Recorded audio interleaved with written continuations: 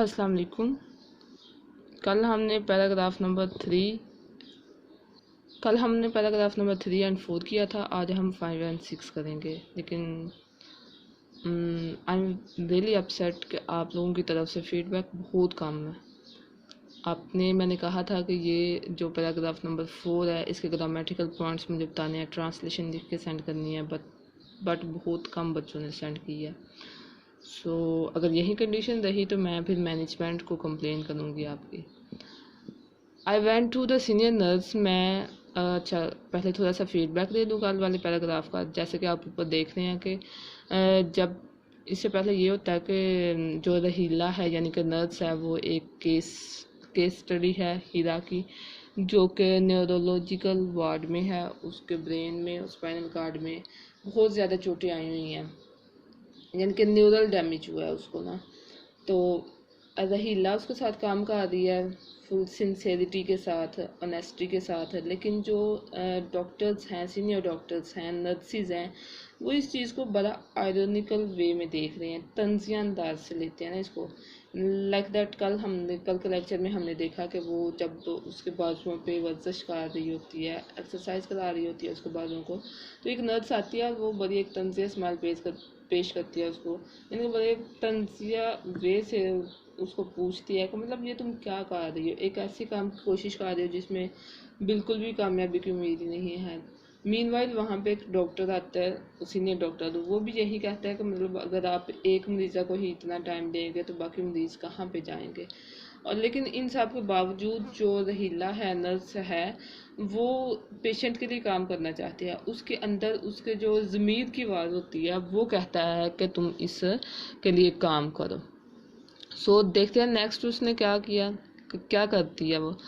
I went to the senior nurse. मैं senior nurse के पास गई एंड टोल्ड हर, और उसे कहा that I wanted to help this patient, and कि मैं इस पेशेंट की मदद करना चाहती हूँ, and work with her more closely, और इसके ज़्यादा नज़दीक हो के इसके साथ काम करना चाहती हूँ, इसकी देखभाल करना चाहती हूँ। यानी कि जब उसका ज़मीर उसको कहता है कि इस मरीज़ा के लिए मदद करो, तो उसके बाद वो सीनियर डॉक्टर के पास जाती है। मैंने आपको जैसे फर्स्ट लेक्चर में भी बताया था कि ये ऑटोबायोग्राफी है, यानी कि वो अपने बारे में, अपने इंसिडेंट के बारे में बता रही है।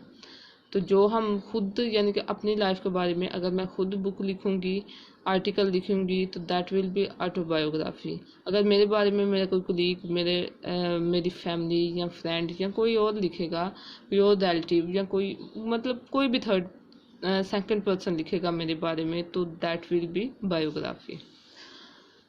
मैं सीनियर नर्स के पास गई और उसे कहा कि मैं इस मरीज़ा की मदद करना चाहती हूँ और इसके ज़्यादा नज़दीक होकर इसकी देखभाल करना चाहती हूँ।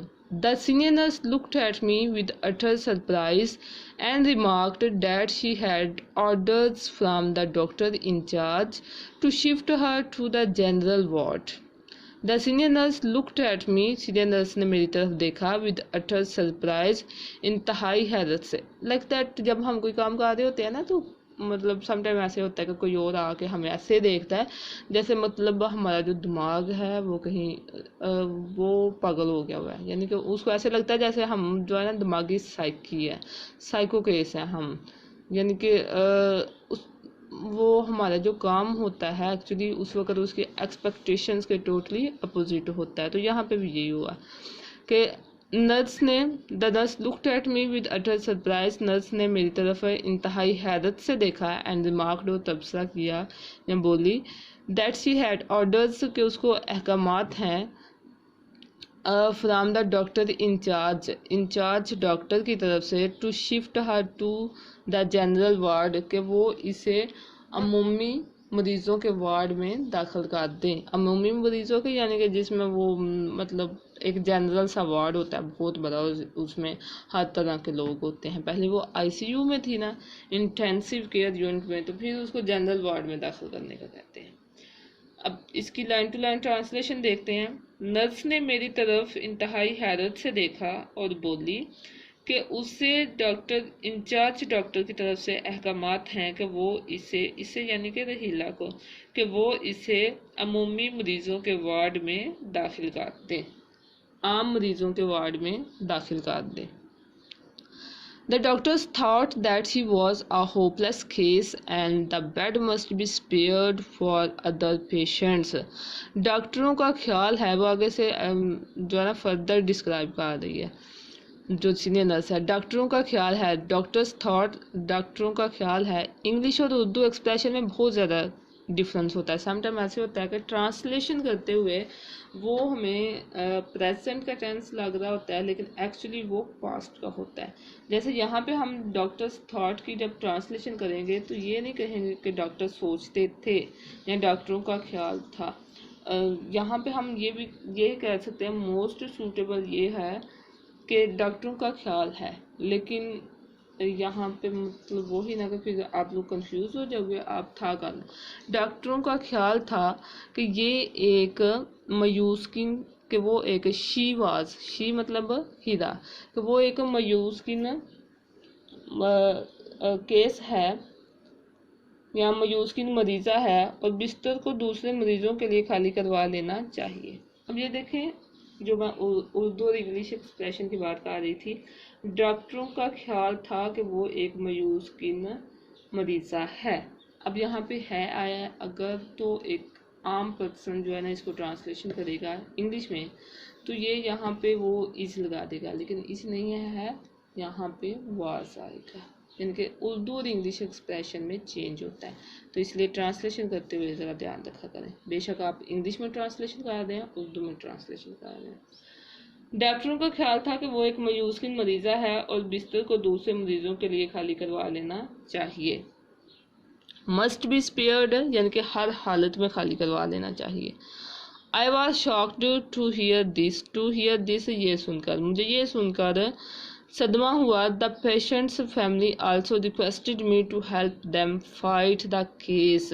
द पेशेंट्स फैमिली, मरीज़ा का ख़ानदान, मरीज़ा के अहले खाना ने भी मुझे इस सूरत हाल से यानी केस सूरत हाल से मुकाबले में उनकी मदद करने की दरख्वास्त की। यानी कि मरीज़ा के ख़ानदान ने भी मुझे दरख्वास्त की कि वो इस सूरत हाल से लड़ने में उनकी मदद करूं, कि मैं इस सूरत हाल से लड़ने में उनकी मदद करूं, यानी कि ये जो केस था पेशेंट का उसमें उनकी मदद करूं।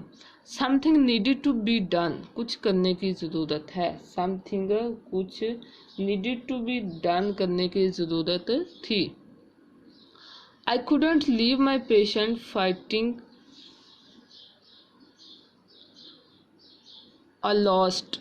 आई कुडंट, ये यहाँ पे ये leave my patient fighting a lost battle on her own.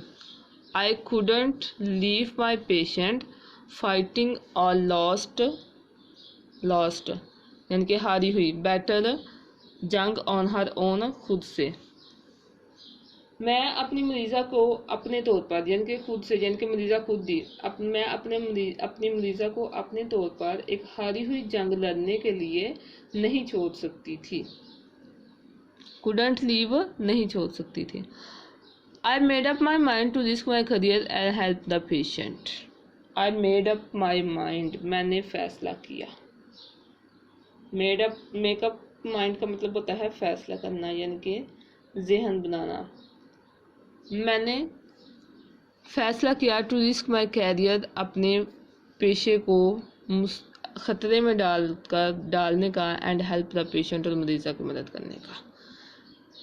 मैंने अपने पेशे को ख़तरे में डालने का और मरीज़ा की मदद करने का फ़ैसला किया। यानी कि करियर उसका किस तरह ख़तरे में होना था, क्योंकि वो सीनियर नर्सिस के, सीनियर डॉक्टर्स के अपोजिट जा रही थी, उनके स्टांस के, उनके मौक़िफ़ के अपोजिट जा रही थी। I requested the senior doctors to allow me to attend to this young helpless patient. I requested the senior doctors, मैंने सीनियर डॉक्टरों से दरख्वास्त की, टू अलाउ मी, कि वो मुझे इजाज़त दें, टू अटेंड, देखभाल करने का, to this young helpless patient, इस नौजवान बेयाद मददगार मरीज़ा की।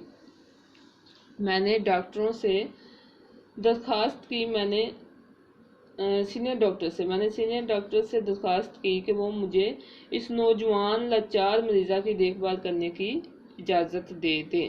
मैंने सीनियर डॉक्टरों से दरख्वास्त की कि वो मुझे इस नौजवान लाचार हेल्पलेस लाचार बेयाद मददगार मरीज़ा की मदद करने की इजाज़त दे दें। इससे पहले वाली लाइन का मैं फिर से रिपीट कर देती हूँ। मैंने अपनी पेशा वराना ज़िंदगी को ख़तरे में डालने मैंने अपनी पेशा वराना ज़िंदगी को ख़तरे में डालने और इस मरीज़ा की मदद करने का फ़ैसला किया। आई वॉज समहाउ किसी भी तरह I was able to make the patient stay in the ICU intensive care unit इंतहाई निगहदाश्त के वार्ड में। समहाउ बहरहाल किसी भी तरह मैं मरीज़ा को इंतहाई निगहदाश्त के वार्ड में ठहराने के काबिल हो गई। यानी कि यहाँ पे उसने वो जो है ना वो दूसरों की मुखालफत मूल लेके दूसरों की मुखालफत का सामना करने के बावजूद जो है यहाँ पे उसकी मदद का फ़ैसला किया। अब उसको जब परमिशन मिल गई ICU में ठहराने की, तो उसके बाद वो क्या करती है, I continue to work on Heera, मैंने हीरा की देखभाल, वर्क का मतलब है यहाँ पे देखभाल, मैंने हीरा की देखभाल जारी रखी। But she was not making much recovery, लेकिन वो ज़्यादा सेहतमंद नहीं हो रही थी, सेहतयाब नहीं हो रही थी ज़्यादा, लेकिन वो ज़्यादा तेज़ी से सेहतयाब नहीं हो रही थी। I felt as helpless as she was to see her lie on bed in a miserable state. I felt मैं महसूस करती थी helpless as she was, मैं खुद को उसी तरह लाचार महसूस करती थी जिस तरह वो खुद को she was to see her यानी कि खुद को देखकर लाई लेटे हुए on bed बिस्तर पर in a miserable state खस्ता हालत में। मैं उसे बिस्तर पर तकलीफ दे हालत में पड़े हुए देखकर अपने आप को उतना ही लाचार महसूस करती थी जितना वो खुद थी। यानी कि जब वो मतलब जिस कंडीशन में वो थी, हेल्पलेसनेस की स्टेट में जिस तरह वो थी उतनी ही मैं थी, क्योंकि मैं वो मतलब नर्स कह रही है कि मैं चाह के भी उसके लिए कुछ कर नहीं पा रही थी। तो मैं मरीज़ा को खस्ता हालत में खस्ता हालत में बिस्तर पर लेटे हुए देखकर उतनी ही लाचारी महसूस करती थी जितनी वो खुद थी। यानी कि जितनी लाचार वो खुद थी उतनी ही हेल्पलेसनेस मेरे अंदर भी आती जा रही थी। Could I be able to justify my stance before the senior doctors, stance मौक़िफ़ यानी कि जो मेरा आर्गूमेंट है। खुड आई बी एबल क्या मैं काबिल हो जाऊंगी, to justify my stance, justify का मतलब होता है जवाब पेश करना है, रीज़न देना। माई स्टांस अपने मौक़िफ़ का, before the senior doctors senior डॉक्टरों के सामने, क्या मैं सीनियर डॉक्टरों के सामने अपने मौक़िफ़ कौन सा, यानी कि वही हीरा को ICU में ठहराने का, अपने मौक़िफ़ का जवाब पेश करने के काबिल हो जाऊंगी। खुद से पूछ लिया। आई डिडंट लूज़ होप, मैंने हिम्मत नहीं हारी, मैंने हौसला नहीं हारा।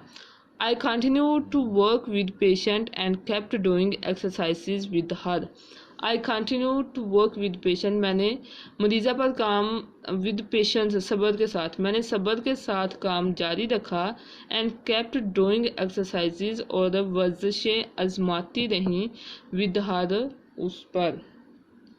उसके साथ, मैंने सब्र के साथ काम करना और उसके साथ मशकें यानी कि मशकें नहीं लिखेंगे, वर्जिशें करना जारी रखा।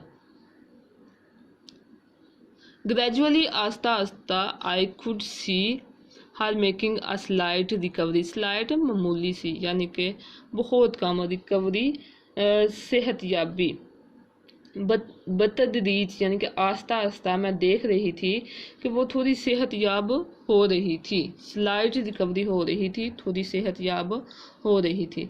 वन डे एक दिन, आई वॉज थ्रिल्ड मैं पुरजोश हो गई, to see her lift to see her, उसे देखकर, लिफ्ट हरकत देते हुए, हर लिटिल फिंगर, अपनी छोटी उंगली को।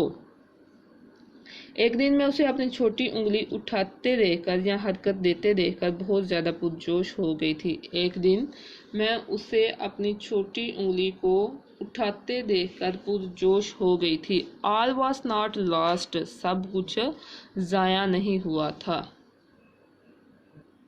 ओके, आज मैं आपको बता देती हूँ कि मतलब इसमें जो मेन पॉइंट्स कौन कौन से होंगे ग्रामर के हवाले से। पॉइंट आउट आपने खुद करने हैं। अगर पास्ट टेंस यूज़ हुआ होगा, पास्ट इंडेफिनिट, तो सब्जेक्ट के बाद सेकंड फॉर्म होगी, ठीक है। पास्ट परफेक्ट अगर हुआ तो सब्जेक्ट के बाद हैड प्लस थर्ड फॉर्म होगी। अगर इन्फिनिटिव होगा तो टू के बाद फर्स्ट फॉर्म होगी। ये आपने मुझे ये इन्फिनिटिव कहाँ कहाँ पे यूज़ हुआ है, पास्ट इंडेफिनिट कहाँ पे यूज़ हुआ है, या use of modal verbs like that, can, could, may, might, ये 3 पॉइंट्स बताने हैं ये कहाँ कहाँ पे यूज़ हुए हैं। ये पैराग्राफ नंबर 5 और 6 में से सिनोनिम्स हैं। अटर, कंप्लीट यानी कि इंतहाई, सरप्राइज, एस्टोनिशमेंट, हैरानी, रिमार्क, कमेंट, तबसरा, ऑर्डर्स, अहकामात, इंस्ट्रक्शंस, शिफ्ट यानी कि शिफ्ट करना, मूव करना यानी कि एक जगह से दूसरी जगह लेके जाना, रिस्क एंड डेंजर, खतरा, माइजरेबल, पिटीफुल यानी कि ऐसी कंडीशन जिसको देख के दूसरे उस पर तरस खाएं, स्टेट कंडीशन, जस्टिफाई, रैशनलाइज या वेरीफाई यानी कि मौक़िफ़ देना, जस्टिफाई जवाब पेश करना, आर्गूमेंट देना, stance, viewpoint, gradually, little by little यानी कि आहिस्ता आहिस्ता, थ्रिल्ड, एक्साइटेड। सो ये today's lecture is about the translation of paragraph number 5, 6, including word synonyms and grammatical points. So be very responsible and write this translation in your neat registers and send me feedback in WhatsApp group. Okay, Allah Hafiz.